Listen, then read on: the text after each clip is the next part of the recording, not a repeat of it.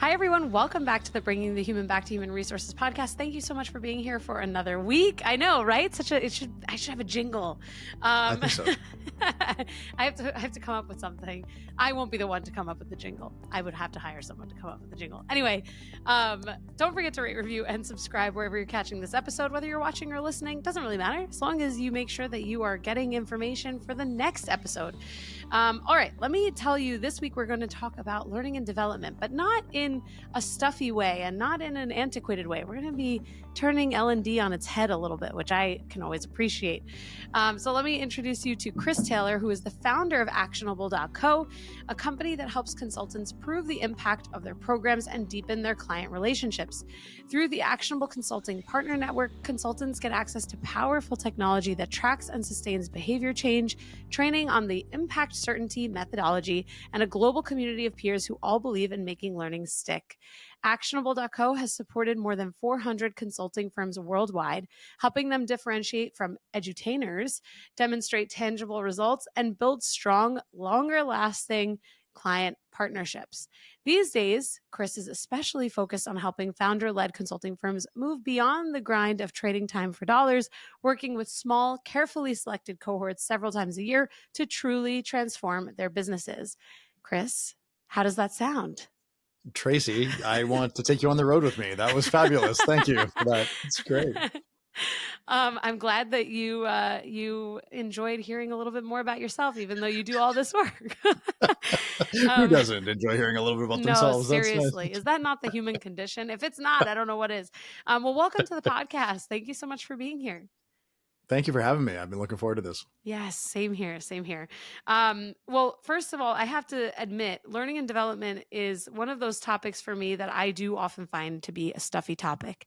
And so I really appreciate that you and Actionable take what might be some preconceived notions about learning and development, what businesses get out of those programs, and you effectively turn it on its head. So maybe we start a little broad. Where did you start? Where did you dig your heels in and say, okay, I'm creating Actionable.co. This is what I'm doing with my life. And it's because I'm passionate and I know that this is where change and transformation needs to live. Sure. Well, I'd love to say that there was this clear vision from the very beginning as to exactly the change that we're going to create in the world. But like most things, I think it was fairly iterative. But I started Actionable almost 18 years ago. And the one through line that has been true is that, well, actually, I guess two through lines. So one, that I don't think learning for the sake of learning, it can be entertaining, but it's not actually changing our lives until we put something into practice. Ideas are only valuable when applied, has been one of my core beliefs since the beginning. It started with business book summaries. It moved into training. It's moved into licensing, and now technology for the last 9 years. The whole point with it is being, how do we overcome that knowing doing gap? How do we as learners go from, oh, that's interesting, I should do something with that, to actually doing something with that and improving our lives as a result?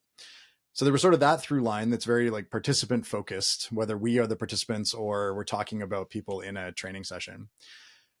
But over the last now 16 years, I've worked almost exclusively with consultants and trainers and facilitators. And I have found that these folks are so passionate about the work they do.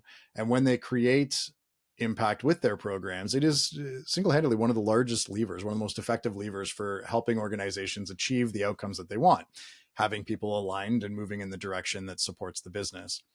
And yet, the industry writ large is largely reliant on happy sheets to determine how effective a training session was, right? It's like, how are we possibly associating the impact of training, a $300 billion industry in the US, with people like the sandwiches? So this gap has just driven me nuts. The critical component of achieving lasting change. Exactly. Wow. That's, I've never thought about it that way, which sounds honestly really disappointing. I'm disappointing myself in admitting that, but it's so true that, you get a survey and you're like, do you share the happy face or do you share the sad face? Because the thing that you're walking away with is remembering whether lunch was, up to your standard or not, because the company either didn't spend enough or, spent the perfect amount based on your, standards. Again, it's a great point. How would you say companies in general kind of react to that almost like your mission statement in a way? Yeah, I mean, it depends who I'm talking to. And again, you got to keep in mind, I started this back in 2008, 2009. So I would say that for about 10 years, it was a real uphill battle. People, I would say universally, executives, HR, L&D, everyone went, yes, this is important. You're absolutely right. But it never felt urgent. Like it was kind of yeah, we'll get to that at some point. And for about 10 years, it was a slog. Hmm. And then COVID happened. HR is suddenly thrust into the spotlight on a global stage. L&D, by extension, pulled into the spotlight. And there's been, over the last 5 years, this increased expectation or demand from executives on the L&D function to show proof of impact, show us some sort of impact. I was reviewing a deck earlier today from the ROI Institute and the Association of Training and Development. 96% of business stakeholders believe impact should be measured, yet less than 4% of L&D programs are actually measuring organizational impact at an Less excellent than level. 4? That's Yeah, abysmal. it's Wow. right. Yeah, and I think, if anyone in L&D is listening to this, I don't think it's their fault.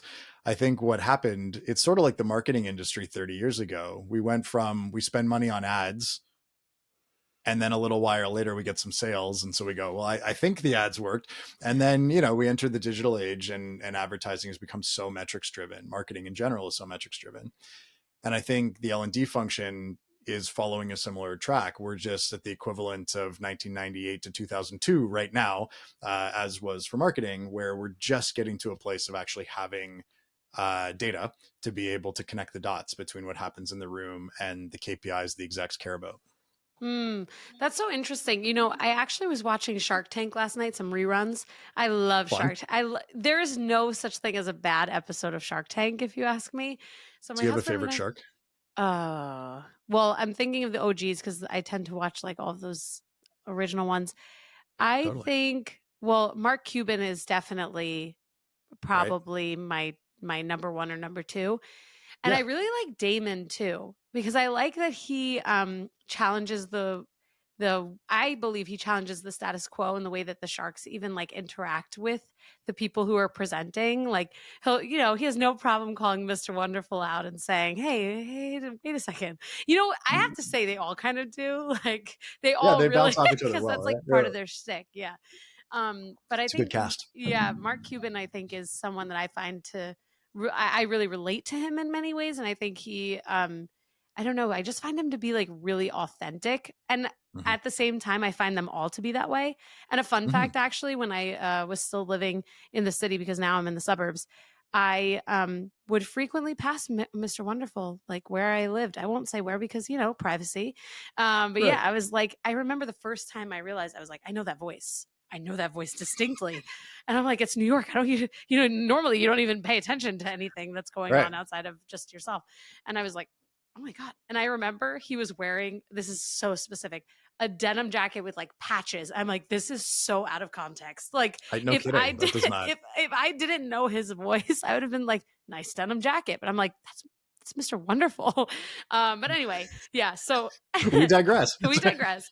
I was watching Shark Tank last night with my husband, and a lot of the episodes were like 2020 through 2023, Hmm. and the sharks were often calling out like what the attributing factor to the success of that particular presenter's business was. And so many Hmm. people talked about TikTok and social media and influencers. And there was one business in particular, I can't remember specifically which one, where the person was like, yeah, I launched and then within 6 weeks I hit 90% of my goal because of TikTok. And so when I Interesting. think about and reflect on what you were, and here I am not on TikTok. What the heck am I doing? What the hell is wrong with me? Anyway, I We pick can't. our I lanes. can't. Again, I No. digress. My point being that when you talk about, this like causation or correlation or what we attribute, success to, or even how we measure, the success of L&D initiatives or training initiatives, I do think that there are so many tools at our disposal now. TikTok obviously is an example for marketing and Mhm. driving revenue. But when I think about a company and how, so many people are using ChatGPT or Gemini or these different generative AI programs, like that is an example of a tool that people are using to constantly upskill not only Mhm. themselves but their businesses. And so I relate all of this back to companies that don't have any L&D initiatives at all. And I've worked for companies that have fallen into that kind of Sure. grouping, and it feels like a huge miss Mhm. just generally. I don't know. Yeah. Those are my thoughts. Yeah, I mean, because people are learning, and so it's either we're helping to shape that and make it easier for them and more potentially consistent, or we're not as an organization, right? It's like organizations be like, we don't have a company culture. It's like, well, you do. You just haven't defined it, which is or shaped it intentionally. So yeah, all of these things sort of happen naturally. So how do we help make them happen? Yeah. And then for us, it becomes how do we, because again, I think learning often gets lumped in with training or content consumption. Hmm. And, my sort of driving purpose for being is that's just not true. That's the first step. We need to consume things in order to understand things differently. But then we need to find a reason why it matters to us personally. We need to take action on it. And ideally, the organizations that we work with support us in those behavior changes so that we can actually make the change stick. Mm. I'm curious, and I totally agree with all of that. I guess my curiosity is there like a secret sauce or a recipe for the right frequency in learning initiatives or the right approach? Like, for example, a lot of companies are like, we have to do everything in person because that's Mhm. when we're getting the most engagement, the most value, doesn't matter what it costs. And then there are other companies who are like, I need low budget and I need Yeah. fast. And so it Yeah. has to all be virtual. But is there a recipe for success there? Yeah. Well, and I think what you're describing is exactly how most of the market operates. And it's unfortunately, it's starting from tactics as opposed to outcome, right? It's like saying, I want to buy the right car. It's like the right car for what? It's like, well, I only have so much money. It's like, but what? So it's, we want to get, so the way that we look at this is what are the strategic priorities of the organization? What are they trying to achieve this year? And assumedly, those strategic priorities require people to act differently than they did before, because otherwise it wouldn't be a strategic priority. We would have already achieved it, right? True, fair. So, strategic priorities, amongst other things, include the need for competency development inside the organization. Those competencies, I'm oversimplifying here, but they can either be bought, i.e., hired for, or they can be built, i.e., developed. So we go, okay, Fair. these strategic priorities require these competencies.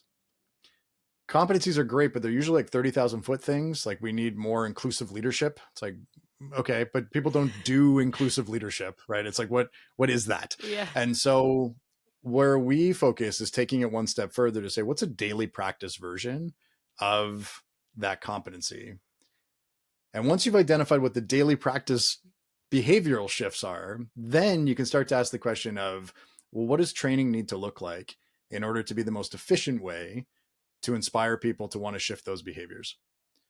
And so now we get into questions like, does this need to be in person or should it be virtual? Hmm. Is this a 1 day intensive or is this spread out over the months? Is it small group format or is it large format? Is it async or is it sync? All of those questions around the shape, style, frequency, cost, all of that, in my opinion, which everyone's entitled to, should be aligned to what are the behaviors we're trying to shift in the first place. Because otherwise we get into, we should do a day of training. It's like, but why? Like, well, because people need training. It's like, well, no, we don't need to spend a day sitting in a room unless we just want to give people a vacation. People are I'll trying take to one of achieve those. things. Yeah, I'll take one too. But and actually, we joke about that, but that's one of the questions that I encourage the consultants we work with to ask clients is when they're approached about running a training session or program, going back with the very first question being, okay, perfect. And just so I'm clear, are you looking for someone to deliver content or are we trying to drive change with this program? Mm. Because if it's change, then let's not start with what happens in the room or where the room even is. Let's start with what kind of change we're trying to drive and then get into the mechanics. Right. Well, this specifically is something that you and I spoke offline about before when we first kind of met, and that is changing the mindset and shifting the mindset within this, the framework of L&D, and whether it's taking it from something that is just content specific and so Mhm. focused on, okay, what are we doing versus why are we doing? What's the impact that Yep. that we want to have? What are the transformational agents that we need to think about? And I think when I also think about that, if I even just think about someone who maybe needs upskilling or like project management development, right? Like Sure. something that is maybe really specific to someone's role. Um, the content is arguably maybe the easiest part of it. Figuring out why or what we want them to walk away with is really the hard part that needs the most attention. So when you're working with clients, how do you help them to actually shift the way that they think about these things versus having to cue it up every time? Yeah, great question. So with the participants themselves, there's ultimately three things that need to be true for them in order to make change happen. This is true for all of us when we're learning something. And it's pretty straightforward. We need to know how to change, which is usually the content. We need to have a strong enough reason to want to change, which is a contextual layer that so often gets missed. And then there needs to be a path that makes it easier for us to actually engage in change than to succumb to the status quo, because that's our default position, right? Mm-hmm. So what does that look like? As you say, the content part is actually the easiest part. And I would suggest the content is becoming highly commoditized. Like any consultant, trainer, facilitator that hangs their hat on content, it's like, yeah, but ChatGPT, Gemini, Totally. I can just like grab it and get it. And even the Yeah. contextual layer to a point. Where most folks mess up the context piece, like the strong enough reason to want to change, is that they get into a position of telling people why it matters, when what we really need to do is go with as little content as possible so that we have more space for people to find their own reason why it matters. Mm, And that typically happens through discussion, right. reflection, scenario mapping, etc. And that's, as a slight tangent on my own, that's one of the reasons why I am a big fan of synchronous learning, whether it's in person or virtual, less relevant, but self-directed learning online, really, really challenging to Yeah, create the circumstance where an individual actually takes the time to reflect and digest. totally.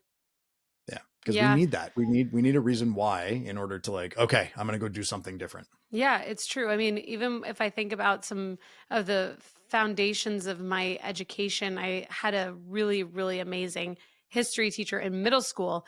Was it middle school or was it elementary? This is Oh, amazing. oh my gosh. Oh no, was it? No, no, no, no. It was definitely middle school. I'm like, which I school need the was I sound in? effects like we're going back in time and Totally, young totally. Tracy's life. No, seriously, like, oh my gosh, I don't even want to say how many years ago, but it was middle school. I was like, I had to like think about, okay, did I have a locker? What was the carpet color? Where did I enter? I'm like, okay, it was middle school. There was carpet at your school. This is I already freaking me know, I out. know. This It's is already yeah, a yeah. carpet and tile or vinyl or whatever they, Wow. not the real Yeah. tile, not the Okay. real. It No, wasn't. Yeah, but just listen, wasn't like that.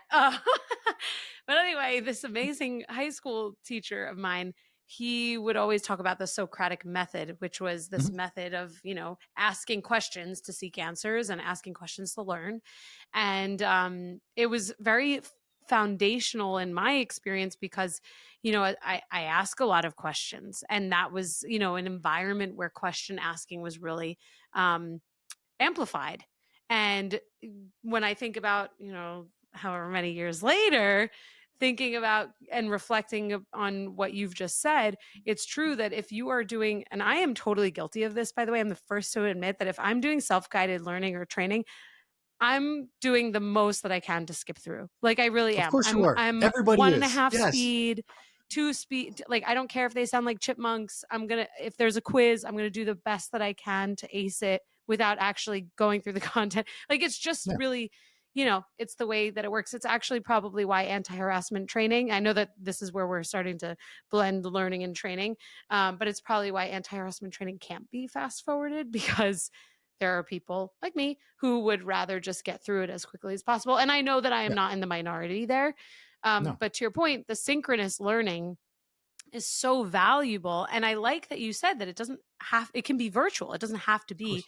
in Yeah. person. So when I think about what companies can do to still make an impact without necessarily spending like all of their money or budget on one training or two trainings, or I should say Yeah. learning opportunities.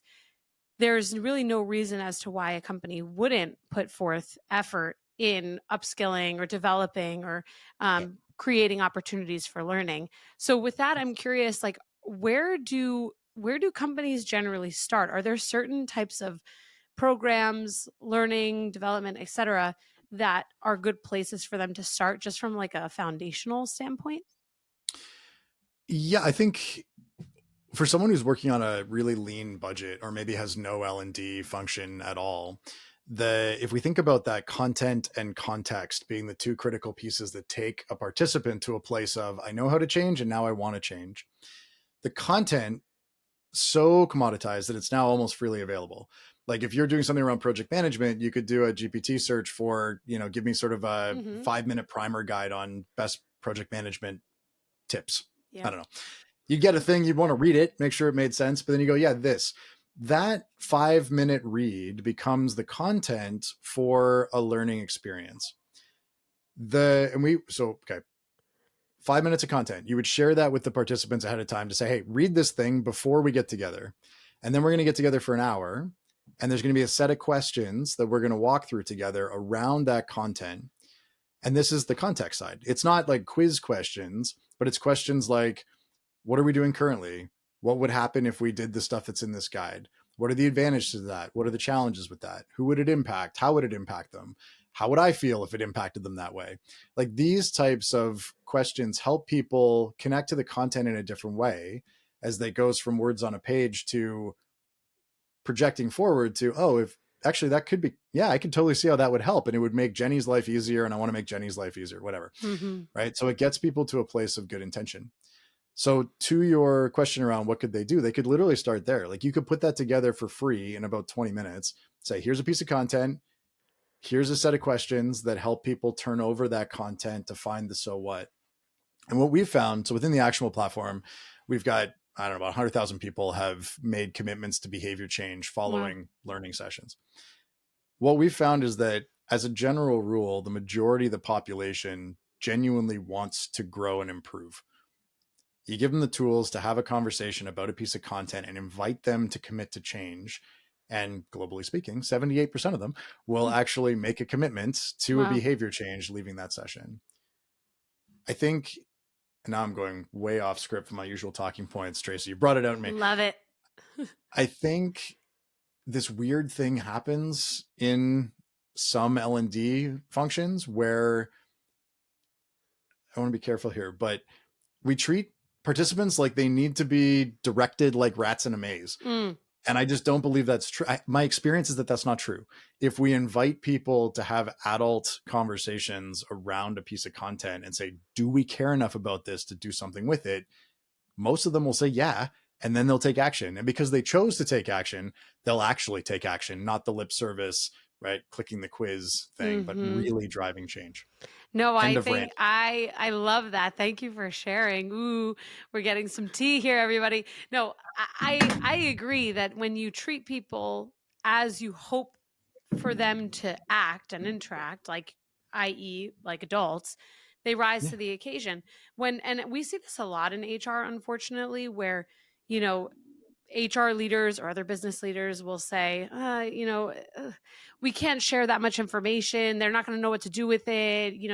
They're not mature enough, or there isn't enough uh, ability for them to, whomever them is, to dissect this information and digest it.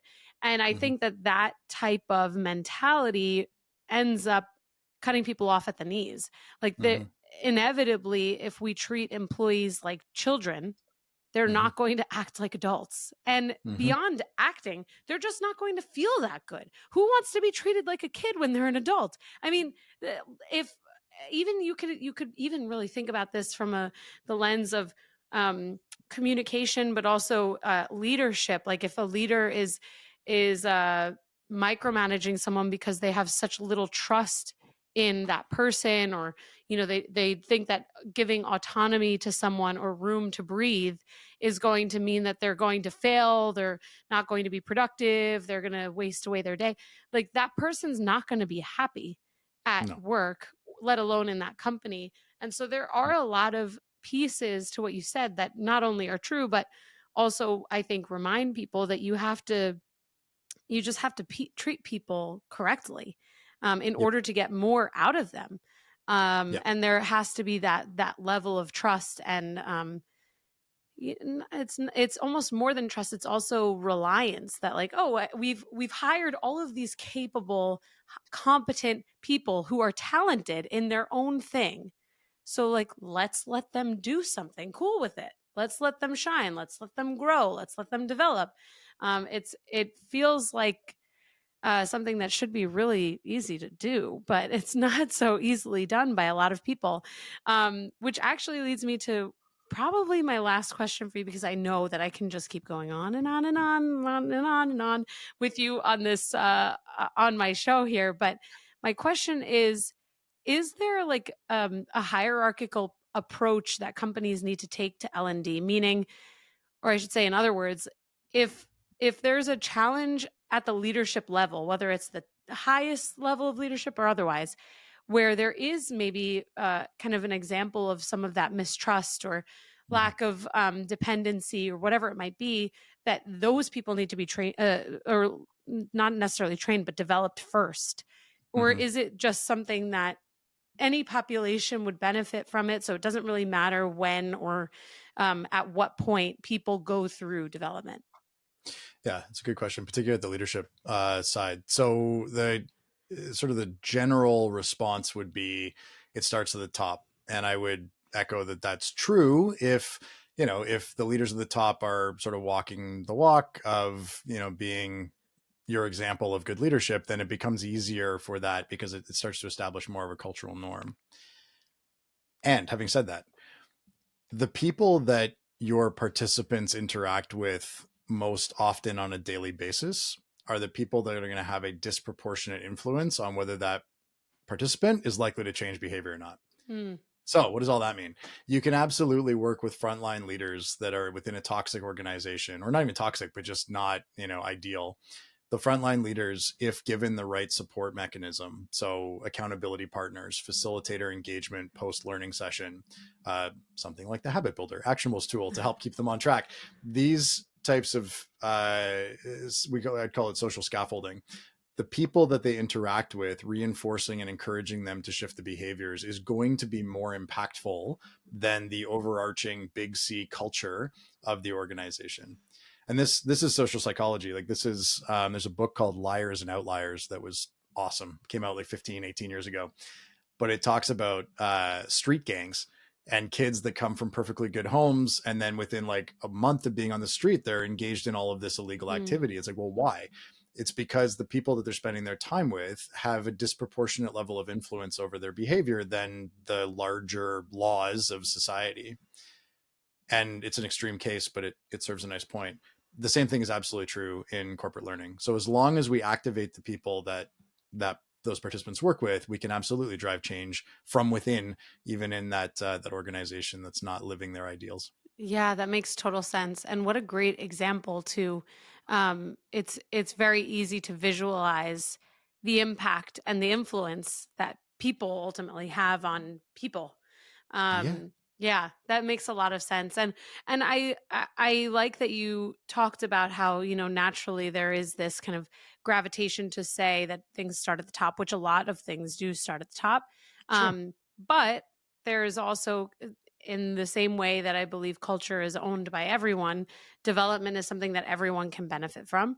And to your point, when there's all of this influence from other parts of the organization, potentially even just from peers, let alone, Yep. this hierarchical standing, Yep. it makes a lot of sense to look at development programs in a bit of a different way than maybe what our initial like gut instinct would kind of call to. So, Yep. Chris, thank you so much. I mean, this has been My pleasure. riveting and we've touched on so many interesting things. Mr. Wonderful got a shout out. He definitely does not Tracy's listen high to my school podcast, but slash elementary my school. right, right, middle school. It's true. I mean, yeah, shout out to good old Central Jersey School. I'm not going to say which one. Love that. I love the New Jersey education. Well, Chris, where can everyone find you, learn more about Actionable, maybe even take action themselves? Sure. So generally speaking, LinkedIn is the best place to find me. Chris Taylor, there's 40,000 of us, but you can find I'm me. Sure. Yeah. I'm sure We'll you can link find everything. me. For anybody that wants to go deeper on how to make learning stick, we have a toolkit that we created a couple years ago because we got asked a lot.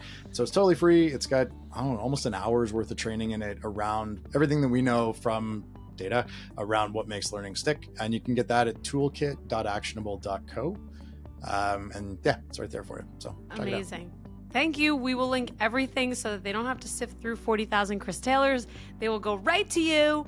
Thank you so much for coming on the show. And please, if anything comes up in the L&D world, in the actionable world in the future, come back on the show and maybe we'll talk about some other crazy sidebar topic in the interim. So thank you so much, Chris. Great. It's been awesome having you on. Hey, just before you go, don't forget to subscribe to this show so that you are the first to hear when an episode drops each week.